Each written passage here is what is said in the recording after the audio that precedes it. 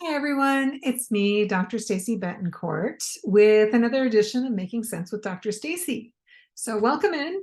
I've been reading lately a lot about personalities, personality types, processes and thinking, and also there's a lot of different schools of thought. There's a lot of terminology specifically, and they everything from introvert, extrovert. There's also another author that talks about it in terms of construction equipment, and it's all relatively the same thing. So, what is it about a personality trait? Why does it matter? Why should it matter? Well, it comes a lot with the idea of approach. When you are approaching somebody that you are either having to work with, or you're in a relationship with, or friendship with, understanding who they are as an individual can make a lot of difference. And it doesn't seem like it does, but it absolutely does. So, what I mean by this is that if you have a friend who is very vivacious, very open, very willing to take chances, they're the thrill seeker, maybe not. I mean, I think you're getting where I'm coming from. They are someone that will never think twice, they just do.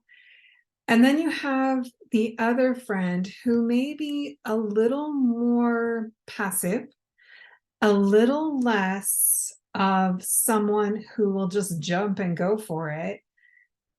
And they're the thinker, they're the person that kind of needs to kind of think about it. And the more they think about it, they can end up thinking themselves out of doing it.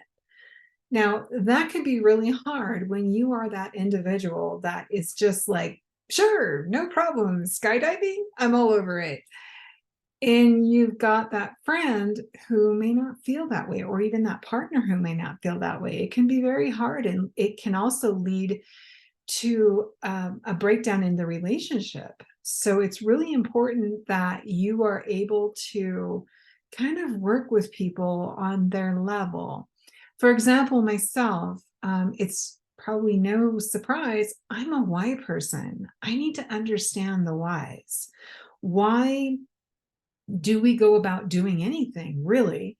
And if you're able to kind of get beyond that, there's a lot that can be rewarding. And so much of it, can be a problem, especially if I'm with someone that is very spur of the moment. Sometimes I need to sit back and think, why? What is my why for this? Why do I want to go for it?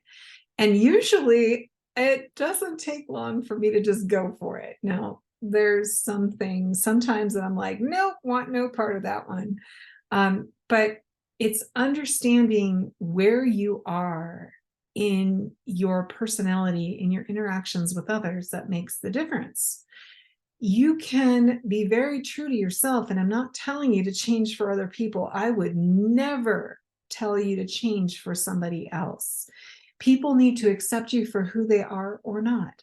And if they choose to not be within your realm, then, as I've talked about before, sometimes you have no other choice but to let them go. So in this case, what are you doing to foster a feeling of togetherness, I guess? Also understanding of another person who may not align with what you're thinking can make a big difference. But when you are forced into a situation, such as a workplace, you don't have any choice. So learning to listen, learning to hear them is very important. If you are able to really truly stop and listen to what they are saying, and watching as to how they approach a situation that they're not familiar with, can make a world of difference. It can help you as someone within their life, helping them to accept the things that may be difficult.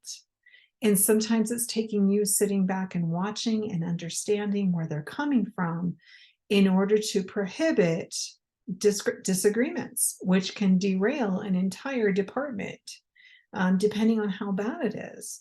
So, on this journey of this submission this week, what I want you to do is understand that we are all different. You may find a lot of like minded people, but they may not be exactly like you are. It is important to stop, to observe, to listen, to pay attention, and understand that where you might be in life, they may not be. So it's a matter of listening and paying attention. And sometimes that's all we can do. So, do I have an answer? Not necessarily, but what I will say is that it starts with listening and paying attention.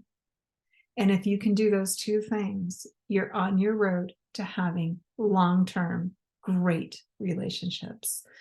And with that, we come to an end. I hope that you found this submission helpful and beneficial. I wish that you have a great week. Please be kind to each other, because remember, we don't know what people are going through. Remember to be kind to yourself as well. And just remember, watch and observe. Take care. Have a great week, and I will talk to you all next week. This is Dr. Stacey Betancourt with Making Sense with Dr. Stacey.